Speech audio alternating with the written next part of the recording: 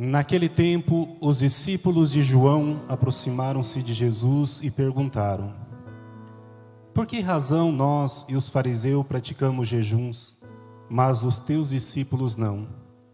Disse-lhe Jesus: por acaso os amigos do noivo podem estar de luto enquanto o noivo está com eles? Dias virão em que o noivo será tirado do meio deles. Então, sim, eles jejuarão. Ninguém coloca remendo de pano novo em roupa velha, porque o remendo repuxa a roupa e o rasgão fica maior ainda. Também não se coloca vinho novo em odres velhos, senão os odres se arrebentam, o vinho se derrama e os odres se perdem. Mas vinho novo se coloca em odres novos, e assim os dois se conservam. Palavra da salvação.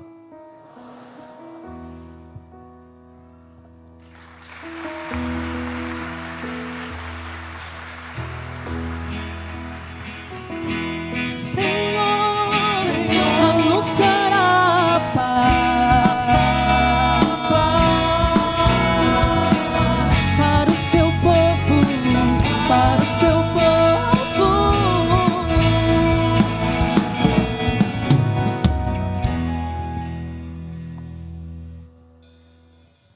Neste congresso jovem, nós estamos tendo a oportunidade de ir no mais profundo das raízes do nosso carisma.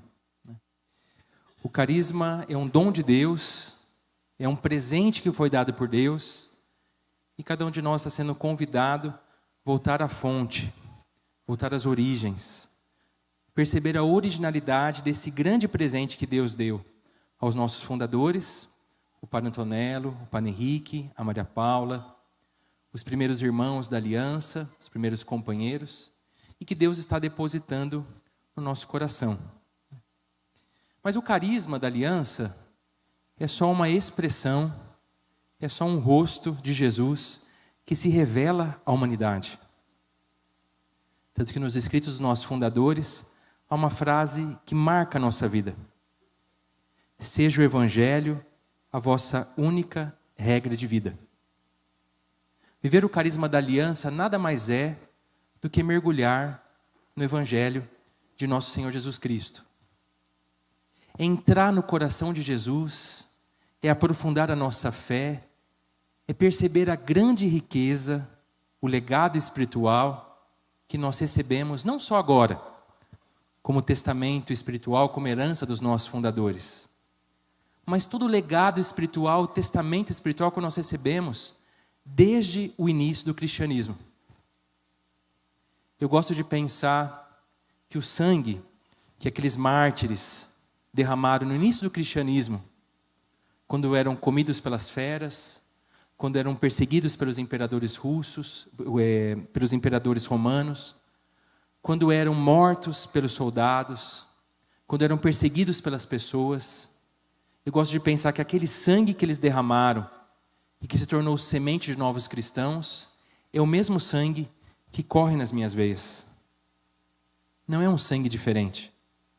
O mesmo sangue que aqueles homens e mulheres derramaram para testemunhar a sua fé, é o sangue que corre em mim.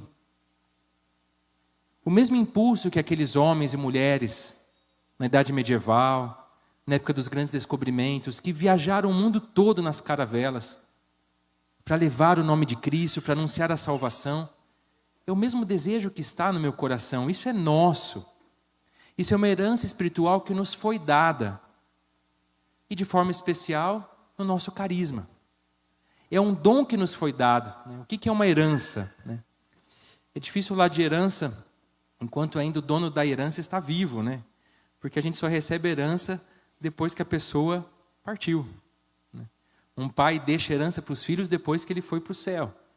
Tanto que o filho pródigo tem aquele ato de muita arrogância e orgulho, ele chega para o pai e fala: dá-me a parte da herança que me cabe. O pai está vivo, não cabe nada a ele. Mas a herança, esse patrimônio que um pai, que um familiar, que uma mãe, deixa para os seus filhos. E nós também recebemos no nosso carisma um patrimônio espiritual. Tem algo que nos foi dado, tem uma riqueza que nos foi dada. Tem um tesouro que nos foi dado. Ainda que nós saibamos que esse tesouro foi dado e colocado em vasos de argila, que somos nós. Mas nós recebemos um tesouro que foi dado por Deus, na história da igreja, na vida dos primeiros mártires, na vida dos santos, e também na vida daqueles que começaram o carisma da Aliança de Misericórdia. É muito especial, né? Olha quem está do seu lado, vê se é uma cara bonita, uma cara feia. Dá um chacoalhão nessa pessoa. Fala para ela, acorda. Não, acorda não. Tem que falar, acorde. Fala para ele, acorde. Acorde é nosso, né? Então fala para ele, acorde. Meus irmãos, acordemos. Nós recebemos um patrimônio espiritual que é algo imensurável, não tem preço, não tem valor. É um presente de Deus. É um presente de Deus. É um presente de Deus. É um presente. É um tesouro que nos foi dado, que Deus derramou no coração dos nossos fundadores e que é partilhado conosco, né? Os nossos fundadores dizem assim, que toda experiência vivida na aliança pertence a todo mundo. Quando você partilha uma experiência, quando a gente conta de um pobre que foi resgatado, alguém que se recuperou do crack, um jovem que saiu da marginalidade, alguém que mudou de vida, aquele testemunho não é só daquela pessoa. A mudança de vida daquele irmão, daquela irmã, aquele testemunho é de todos nós, é uma graça para nós recebemos essa graça. Nós estamos sendo transformados por essa graça que é esse carisma. Agora, qual é o orgulho do pai, da mãe, daqueles que dão a herança, daqueles que deixam o patrimônio? O presente que nós damos para o pai que deixa o patrimônio é frutificar esse patrimônio. Não é pegar essa herança e guardar essa herança, gastar essa herança de qualquer forma. O pai se orgulha do filho quando ele percebe que o filho foi além. Quando o filho não ficou parado naquilo que o pai construiu muito mais, multiplicou os dons. Quantos dos seus pais, e eu sei que muitos dos seus pais fizeram isso, trabalharam muito para que vocês tivessem condições melhores do que os seus pais tiveram. A minha mãe fez isso.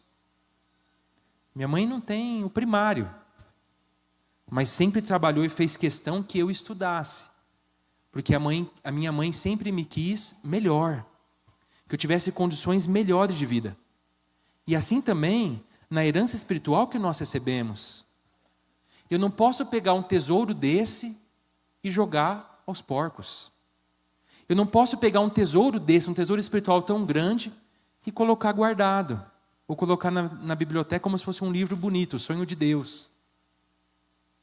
O sonho dos nossos fundadores, que nos pregaram sempre a santidade, é que nós sejamos mais santos ainda. O sonho dos nossos fundadores é que nós vivamos esse carisma e vivamos muito mais experiências de cura, de milagre, do que eles viveram. E quantas vezes eu ouvi isso da boca do Padre Antonello, da boca do Padre Henrique e também da Maria Paula, que nos acompanha do céu. O carisma tem que ir muito mais.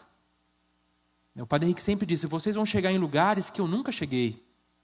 Então eu não posso pegar o carisma e guardar como se fosse um enfeite bonito que com o tempo vai pegando poeira, alguém esbarra, quebra e joga fora os cacos. O carisma não é isso. O carisma é um dom tão grande que precisa ser frutificado. O filho que não frutifica esse carisma fica na preguiça. Vai deixando isso de lado. Irmãos, nós temos que frutificar esse carisma.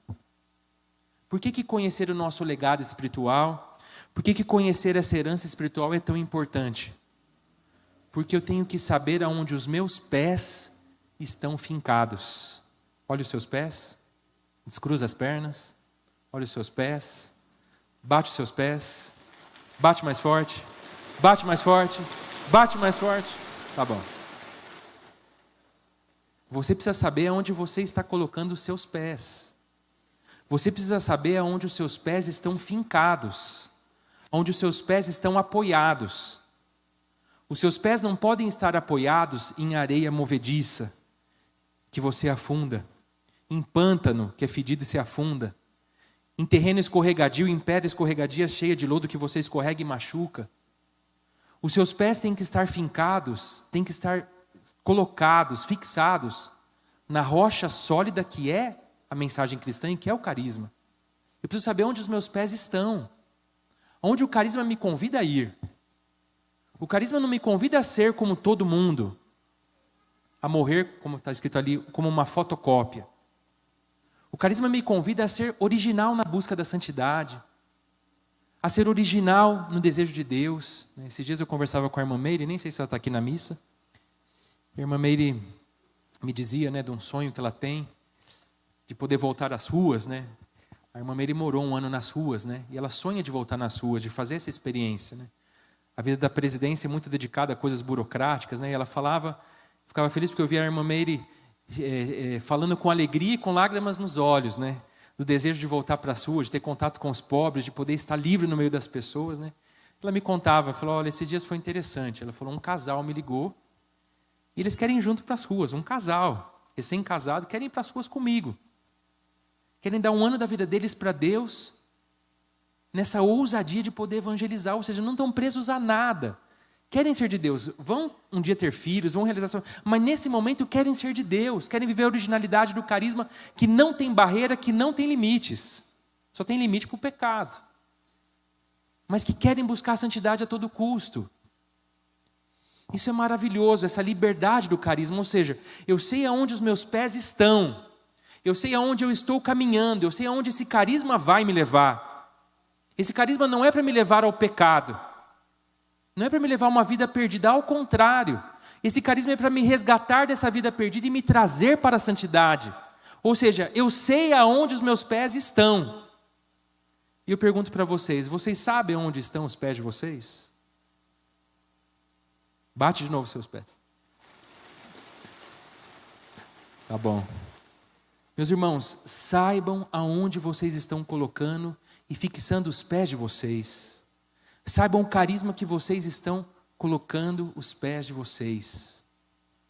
Agora, eu fixo os meus pés nesse chão, nessa rocha sólida, neste carisma, mas o meu olhar não pode estar olhando para os pés. O seu olhar tem que estar olhando para frente. São Paulo diz assim: coisas que os olhos não viram, os ouvidos não ouviram e o coração sequer imaginou. Tais são os bens que Deus tem preparado para aqueles que os amam. Quando eu olho a história da nossa comunidade, é maravilhoso o que ficou atrás. É maravilhoso. Hoje a gente contava um pouquinho para o Padre Diego, Padre, seu nome? Padre Diego, como começou a aliança, Esse terreno cheio de cobra, pedra para tudo quanto é lado. Vocês estão abençoados aqui, viu? Foi muito pior isso aqui, entendeu? Antigamente o Congresso Jovem era no meio da brita, Todo mundo ia para casa cinza, Hoje a gente tem um chão maravilhoso. E é maravilhoso olhar a nossa história e ver tudo que a gente viveu lá atrás. Mas eu tenho que ser sincero com vocês. Passou. O que a gente viveu 20 anos atrás, a gente não vai viver nunca mais. E Deus não quer isso para nós. Porque isso era o que Deus queria há 20 anos atrás. O que Deus quer agora é vinho novo em odres novos.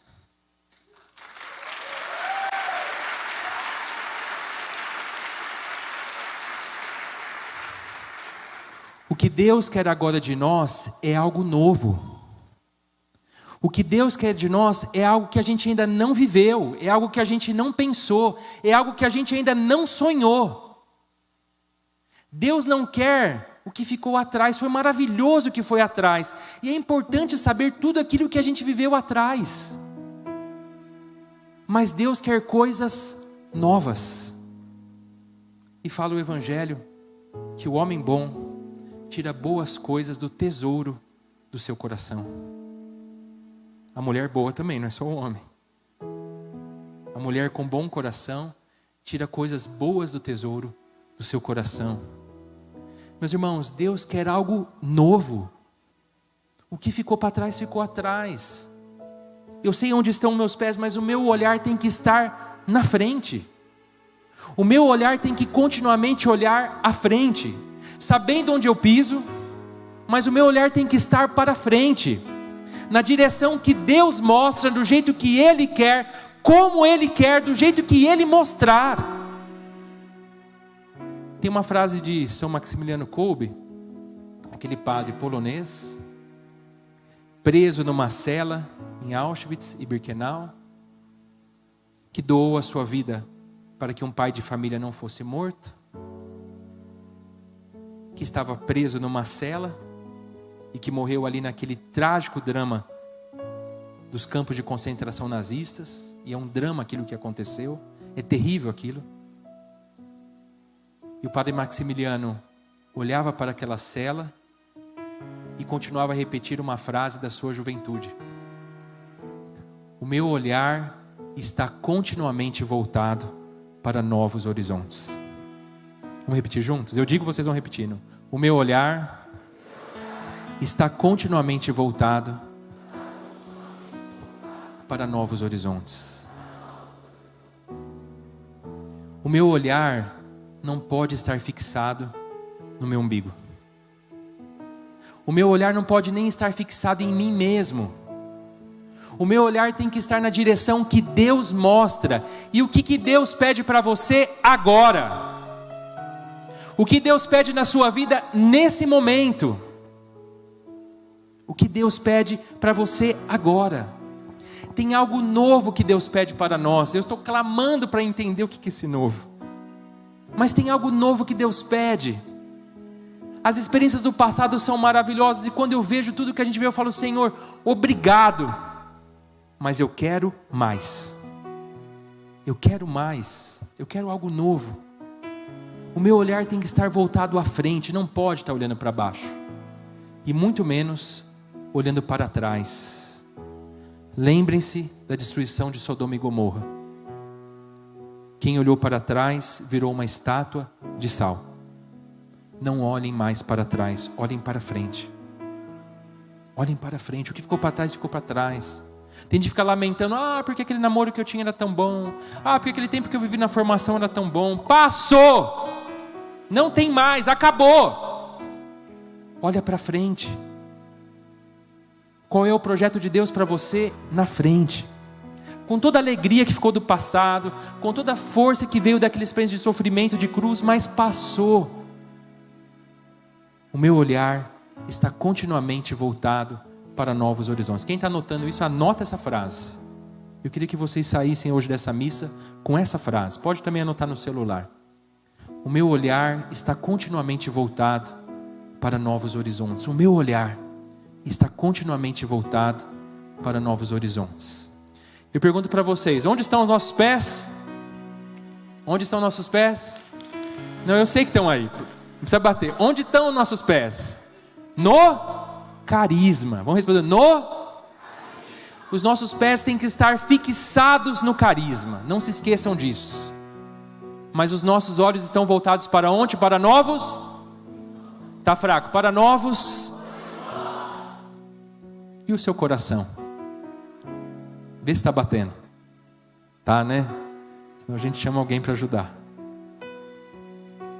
Se os meus pés estão fixados no carisma, se o meu olhar está continuamente voltado para novos horizontes, o meu coração precisa estar ancorado na presença de Deus. Não tem outro caminho. Não tem outro caminho. Quando eu era mais jovem, que agora eu sou um padre jovem, mas não tão jovem de idade. Mas quando eu era jovem de idade, eu tinha 17 anos, eu frequentava o grupo de jovens. Eu estava começando a entrar na experiência da fé católica, e um dia me chamaram com um grupo para fazer uma adoração noturna. Eu nem sabia o que era isso, né? Vigília noturna, agora a gente tem na Aliança Vigília Mãe, né? E eu fui na paróquia, nós não éramos muitos no grupo, éramos poucos, né? Aqueles amigos, né, que eu achava que a gente ia ficar juntos o resto da vida, né? A gente normalmente acha que é isso, depois cada um segue um caminho. E eu lembro que eu fui na igreja, nossa, e como era gostoso. Eu nunca tinha feito uma adoração noturna, uma vigília, né? A igreja fechada só para nós éramos uns 20 jovens, né? Era maravilhoso estar ali. E eu lembro que uma hora eu fui até o fundo da igreja para poder usar o banheiro, e quando voltei, olhei o sacrário, que estava assim na frente, né? Os meus amigos do grupo estavam lá na frente cantando, dançando, rezando, e eu fiquei atrás. E quando eu olhei o sacrário, a igreja estava toda apagada, tinha só uma luz de foco no sacrário. Eu olhei aquele sacrário e me veio uma emoção. Eu falei para Jesus, Jesus, não sei se isso é possível, eu tinha 17 anos. Eu falei, eu queria morar embaixo do sacrário. Alguém já pensou isso? Levanta a mão quem já pensou isso. Eu falei, Jesus, eu quero morar embaixo do sacrário. Será que eu podia morar embaixo do sacrário? Imagina, a gente é jovem, pensa cada coisa, né? E aquela noite foi maravilhosa, porque a gente ficou até um certo momento fazendo adoração, mas uma hora todo mundo dormiu naquele altar, embaixo do sacrário. E foi uma experiência maravilhosa, né? Eu tinha muitos sonhos naquele momento, queria trabalhar, queria casar, queria ter filhos, né? Queria fazer faculdade, tinha um monte de sonhos, né? Mas eu lembro que eu olhei para o sacrário e disse assim, Senhor, não importa o que eu faça, mas eu quero te pedir só uma coisa, que eu nunca saia daqui. Que eu nunca saia daqui. Naquela época eu nem pensava em ser padre. Depois acabei fazendo discernimento, me tornei padre. Eu sou padre há quase 12 anos. Estudei muito nesses anos e continuo estudando, eu estudo muito. Viajei por lugares que eu nunca imaginei que eu fosse viajar. Mas eu queria ser sincero com vocês. Isso tudo são coisas bonitas, mas não são as mais importantes. São só consequências de uma única oração que eu fiz. Não me deixa sair de perto de você. Todas as vezes que eu vou aqui na capela da nossa casa, são várias capelas, eu olho o sacrário e falo, Senhor, eu moro embaixo de você. Eu moro embaixo de você. Não importa o que vocês vão fazer no futuro. Peçam apenas uma coisa: que eu não saia desse lugar. Se vocês permanecerem na presença de Deus, se vocês não saírem da presença de Deus, o Senhor vai conduzir o caminho de vocês. Alguns que estão aqui, sem dúvida, vão seguir o caminho de uma vocação sacerdotal, religiosa. Alguns de vocês vão viajar o mundo inteiro. E eu espero que do meio de vocês, digo de todo o coração, saiam vereadores, prefeitos, deputados, profissionais liberais, advogados, médicos. Mas eu espero que vocês continuem ficando perto de Deus. Se vocês permanecerem embaixo do sacrário, o sonho de vocês vai ser realizado, mas não será mais o sonho de vocês, será o sonho de Deus.